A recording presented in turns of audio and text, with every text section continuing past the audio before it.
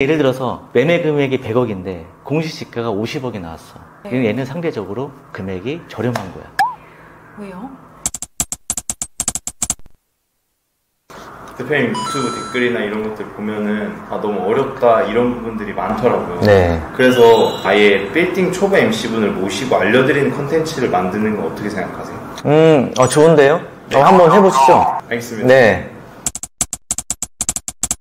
그쵸. 저도 아무래도 대표님이랑 같이 호흡을 맞춰서 MC를 봐야 되다 보니까 더 자세히 알면은 제가 자연스럽고 원활하게 대표님과 소통하고 또 시청자분들과 소통하는데 걸림돌이 안 되지 않을까. 대표님이 이제 용어부터 해가지고 알려주실 거거든요. 네, 좋을 것 같아요. 이제 시청자분들이나 구독자분들, 빌딩에 관심 있는 분들을 대변해서 네, 맞아요. 한다고 생각을 하고. 현희님이 질문하는 것 자체가 이제 구독자분들이 거의 질문하는 거죠. 진짜 초보 빌리니 분들도 계실 테니까 다양하실 테니까 대표님 모셔가지고 네. 이야기 나눠보면 좋을 것 좋습니다. 같아요. 현희 잘 지내셨어요? 네, 대표님 잘 지내셨어요? 오늘 네. 날씨가 너무 좋아요. 그러니까요. 아까 우리 피디님하고 이제 얘기를 했잖아요. 네. 하나부터 10까지 아마 하나씩 배워보는 시간을 가질 거예요. 네, 너무 좋습니다. 네. 우선 제가 이 자료를 가지고 하나씩 설명을 드릴게요. 네.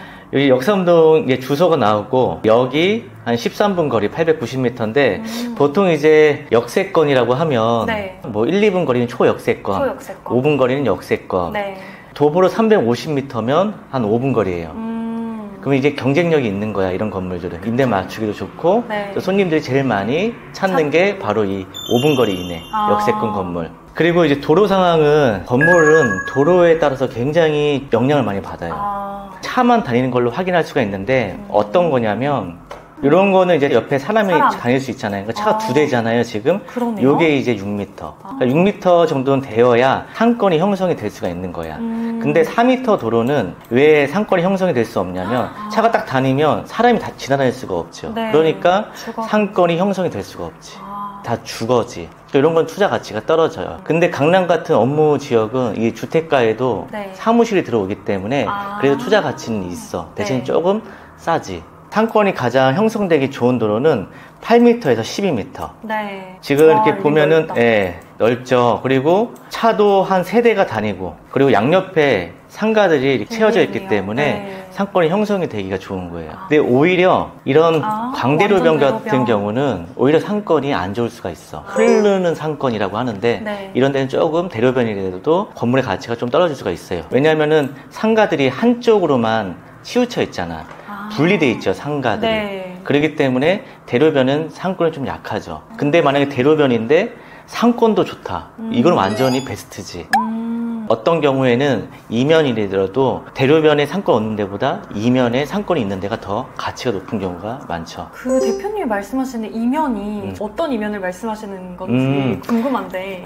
이면이, 그러니까 대로변은 아시죠? 네. 대로변에 그 한 블럭 뒤쪽에. 뒤에 골목을 이면이라고 하고 그 다음 블럭을 3면, 그 다음 블럭을 4면이라고 하는데 네. 그냥 보통은 통틀어서 이면도로라고 많이 불러요.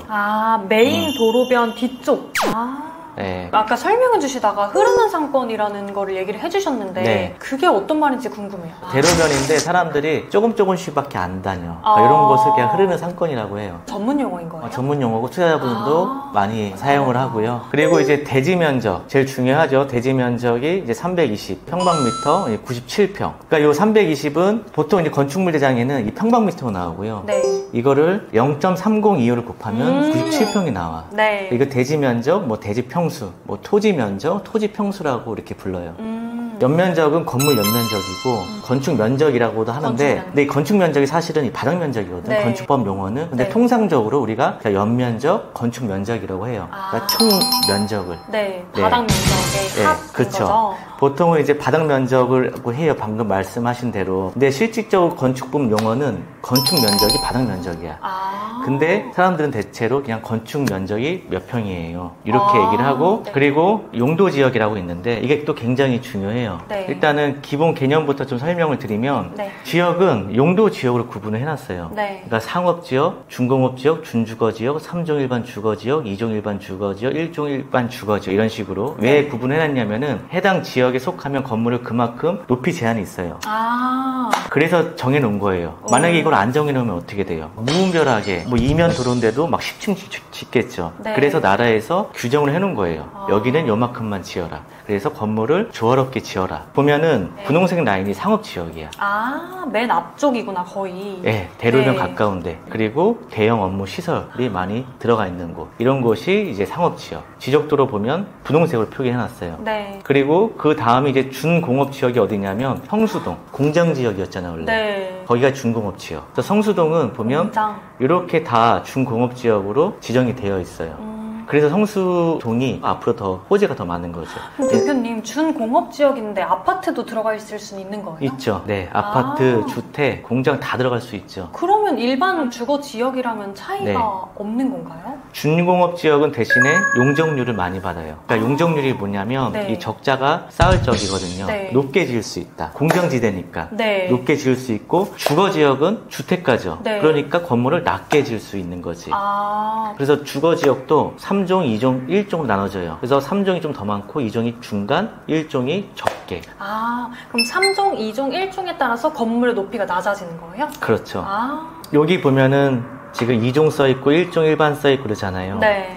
요 색깔이 지금 3종이에요. 대로변에서 가까운 데가 3종. 그리고 이제 안으로 들어갈수록 2종. 그리고 1종은 더 낮다고 했잖아요. 네. 여기 보면은 강남역 뒤쪽, 여기 2층짜리 단독주택들 많잖아요. 거기는 1종이기 때문에 층수를 많이 높게 못 짓는 거예요. 네. 앞에서부터 건물이 낮아지는 거군요, 보통. 그렇죠.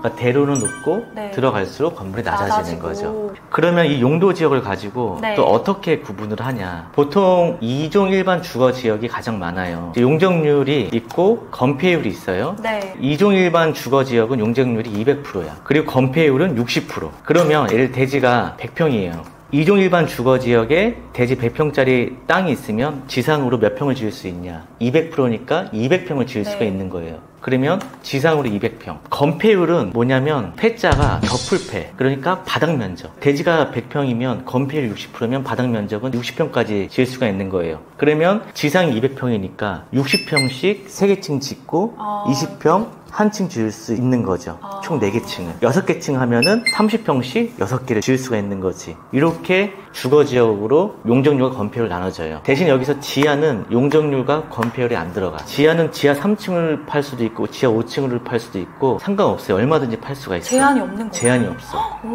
근데 왜 사람들이 지하를 많이 안 파냐면 지하 5층, 6층 파면 뭐하냐고. 임대 맞출 수가 없잖아. 공사비도 많이 비싸. 지상에 2개 층 짓는 거랑 네. 지하 1층 짓는 거랑 똑같아. 거의 2배네요. 2배. 지하로 내려가려면. 이렇게 건축물을 계산해서 들어가기 때문에 2종 일반 주거, 3종 올라갈수록 금액이 높아져. 왜냐면 그만큼 건물을 높게 지을 수 있으니까. 그리고 건물 높게 지면은 연면적이 높아지잖아. 그럼 임대료를 더 많이 받을 수가 있는 거지. 와, 머리에 한꺼번에 많이 들어오니까. 네, 와. 자, 그리고 공시지가라고 있는데 나라에서 네. 측정한 금액이야. 공시지가, 공시가격이라고도 해. 보통 빌딩은 기준 평균치가 있어.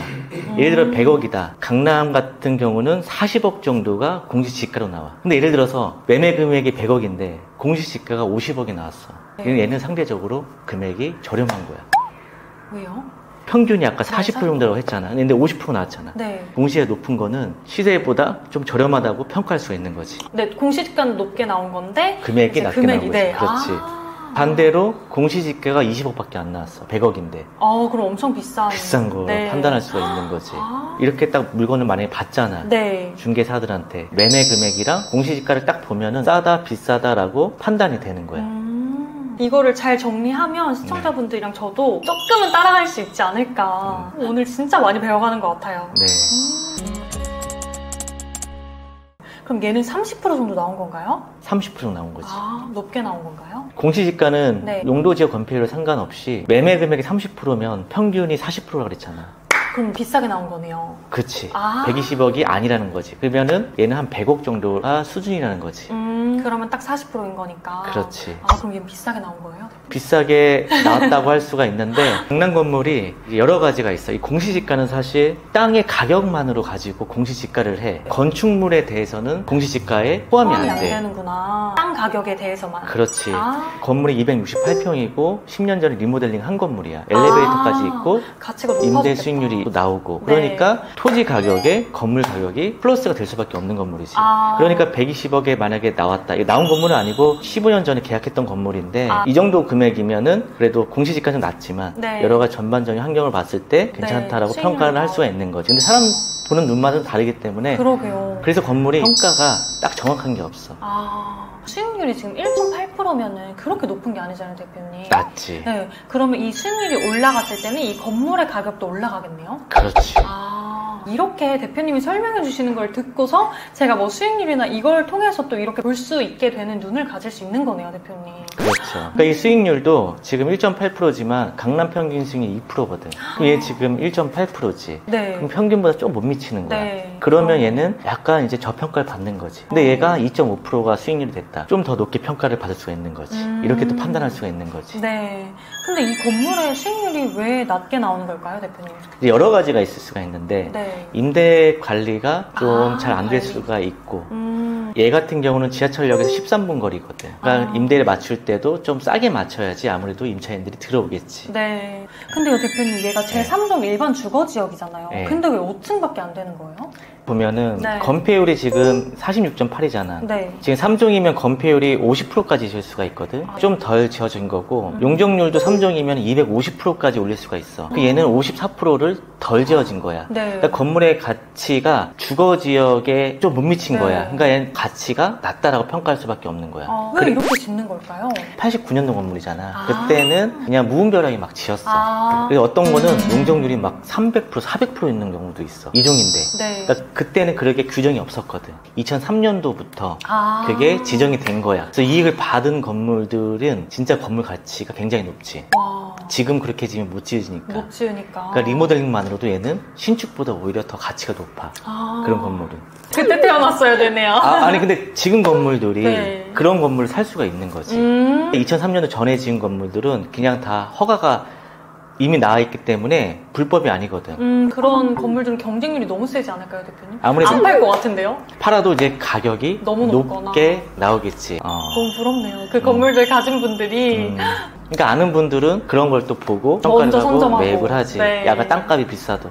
어차피 건물은 연면적이 굉장히 중요해. 네. 왜냐하면 수익률이 나오기 때문에. 우리가 호황기 때 코로나 전에는 집가 상승으로 가격이 올라갔잖아. 네. 그런데 지금 이제 불황기 때는 집가 상승으로 올라가는 게 아니라 이제는 연면적, 임대를 잘 맞춰서 수익률을 높여가고 가치를 끌어올리는 전략으로 가야지 안전하게 내가 투자를 할 수가 있어. 네. 그냥 막연한 사놓으면 집가 상승된다. 이거는 이제 옛말이다. 옛말이야. 그럼 수익률에 따라서 올라간다, 건물의 가치가. 그렇죠. 그렇게 보면 되겠네요. 네. 층수는 5층에 지하 1층, 그리고 승강기 뭐 한 대. 약 15년 전에 리모델링 하면서 승강기를 집어넣은 거지. 주차는 4대. 그리고 89년도 매가는 120억 평당 토지 평가로 평가를 하는 거야. 네. 건물 평가를 하지 않고. 평당가는 토지를 보는 건가요? 토지로. 근데 가끔은 이제 어느 업체에서는 건물 가격도 평당가로 넣는데 사실 건물 가격을 평당가로 넣지 않는 이유는 결국 얘는 가격이 있으면 있을수록 가격이 떨어지잖아. 물건이 이렇게 날잖아. 그러니까 새 차를 사더라도 맨 처음이 제일 팔면은 비싼 것처럼. 그렇지. 중고로 팔면은 가격이 내려가잖아. 건물은 감가상각이 돼. 그렇기 때문에 우리는 건물을 평당가를 치질 않아. 그냥 토지로만 신축이든 구축이든 대신에 신축일 때는 주변에 얼마 시세가 있으니까 네. 요 평당가다 이렇게 얘기를 하고 이제 테헤란처럼 대형 건물들은 연면적으로 계산을 해. 땅으로 계산하지 않고 왜냐하면은 3,000평, 5,000평, 10,000평이기 때문에 땅으로 하지 않고 연면적으로 한 평당 얼마다 이렇게 계산을 해. 근데 보증금은 여기 건물에 있는 그 층별로 다 합한 금액이 3억인 거예요? 그렇죠. 다 합한 금액이고 임대료도 1,800. 관리비를 보통 받는데 관리비도 수익률이 포함이 돼, 빌딩은. 그 수익률 계산하는 방법은 임대료, 관리비 곱하기 12개월 나누기 보증금 뺀 매매금액 하면 이제 수익률이 나오지. 보통은 보증금을 적게 받으려고 하죠. 그렇죠. 임대료를 많이 올려 받아야지 수익률이 높아지니까. 빌라 보증금만 해도 3억이 될 텐데 네. 여기는 건물인데 보증금이 왜 이렇게 적지? 이런 생각이 들더라고요. 높게 받으면 임대료가 적게 받으니까 수익률이 낮아지니까. 그럴 수가 있는 건가요? 그럴 수 있죠. 네, 보증금은 거의 수익률에 포함이 안 된다고 봐야지. 네. 그러면 만약에 저나 이 시청자분들이 여기에 대출을 받아서 들어간다고 하면은 대출은 얼마 정도 나올까요? 잠깐만. 네? 전화가 왔네. 이거는 이제 다음에 얘기하시죠. 네. 다음에요? 네, 여보세요? 네, 고객님. 네네.